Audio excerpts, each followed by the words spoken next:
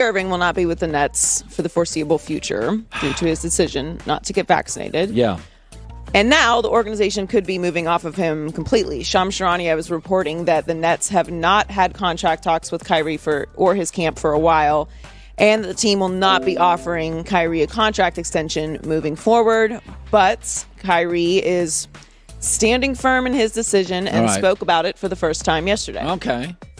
You think I really want to lose money? You think I really want to give up on my dream to go after a championship? You think I really just want to give up my job? You think I really just want to sit at home and not go after the things with my teammates that I've been able to grow with, to learn that it takes sacrifice in this space? You think I want to give up my livelihood because of a mandate, because I don't have accommodations, because I'm unvaccinated? Come on. You know, I actually thought, as I heard that, I thought it actually helps Brooklyn because now he's more tradable. Like when you hear he's going to retire, it's like, I'm not getting. Yeah, that's a good point. But when I heard that, I was like, oh, now Brooklyn can move off him. Yeah, that's a good point. So, and like, Brooklyn's going to move off him. You know, the other thing that was really interesting? James Harden was asked about Kyrie Irving yesterday because I've never talked to him. And I thought to myself, if you were going through a crisis and somebody asked me about this 6-week crisis, and I said, I haven't talked to Joy. It's like, oh, then you and I don't get along because you and I talk all the time. Right.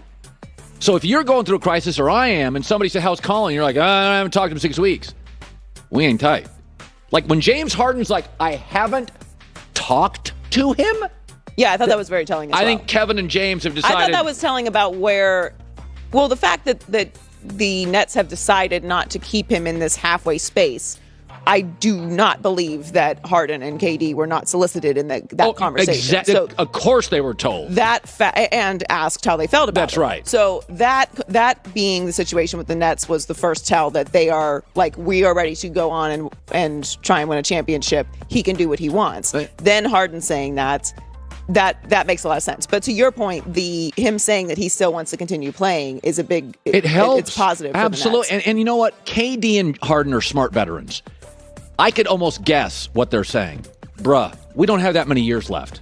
We're not in this thing to play around. And like that's the biggest thing with this, because there's so much conversation around the Kyrie situation, and it's like, why does everyone have an opinion about Kyrie? Like, probably because he's a star in the league that we cover and get paid to give our opinions about on a team with two of the other biggest stars in that league. They're favored to win the championship.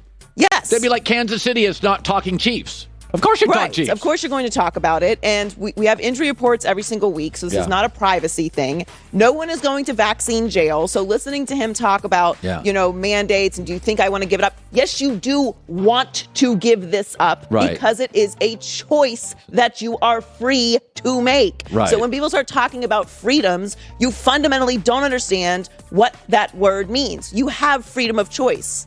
You have freedom of speech. You do not have freedom from consequences. Right. That is not how the universe works. That's right. If I choose to drink this coffee, I might have to use the restroom in an hour. That's how choices work. So there's not this fantasy world where you can just do whatever you want and nobody is allowed to react to it. I always said, I have freedom, so do my bosses, and they're richer than me.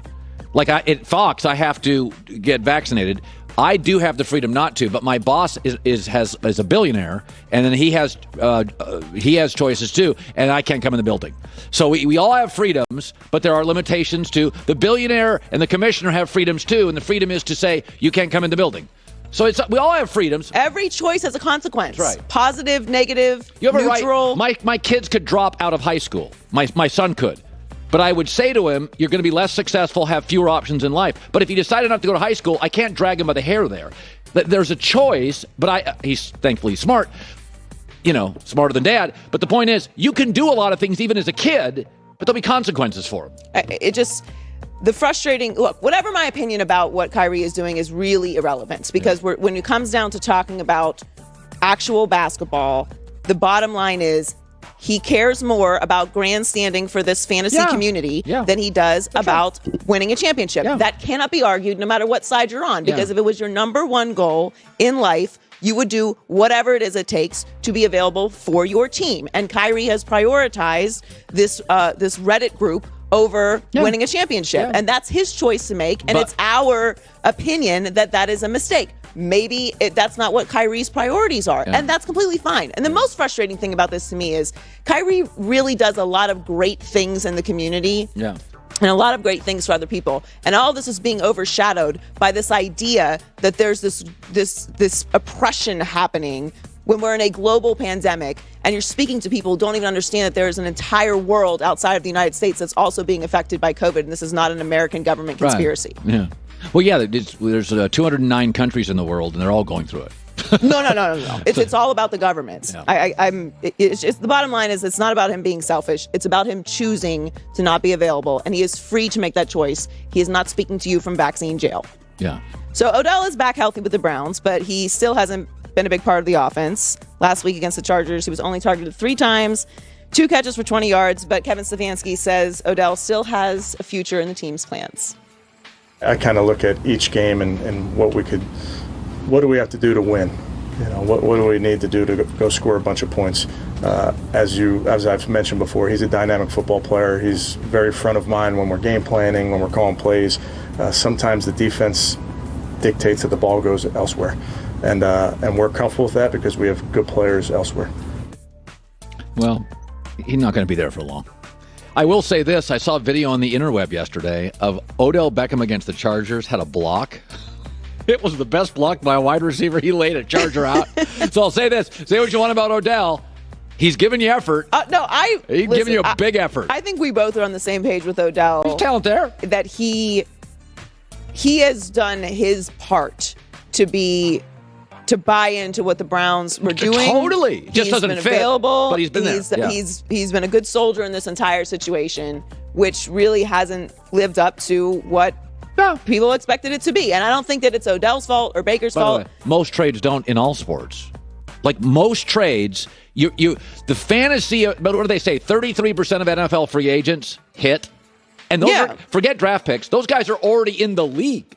So you already know they're good, and 66% of them don't hit. So it's like, it just always felt like this was a forced situation. I totally agree. It just never felt right. Right. So the Bucs and Eagles kick off week 6 tonight on Fox, but Tampa will be missing some key pieces. Yeah. Gronk will miss his 3rd straight game. Yeah.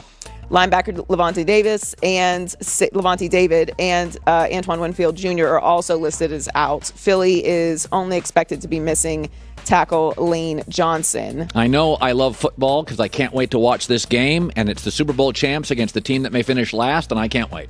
I know I love football. Well, it's an interesting game. The Eagles have the 6th ranked offensive line this season, according to Pro Football Focus. So Jalen Hurts is getting good protection. The Bucs have the number 1 rush defense, but they have the worst pass defense this season. So there's some interesting battles in this game. Fox Bet has the Bucs favored by 6.5. Look, anytime Tom Brady is playing, it's going to be an interesting game. But I think this might be a closer game than people think. I don't think you're wrong. Joy Taylor with the news. Well, that's the news. And thanks for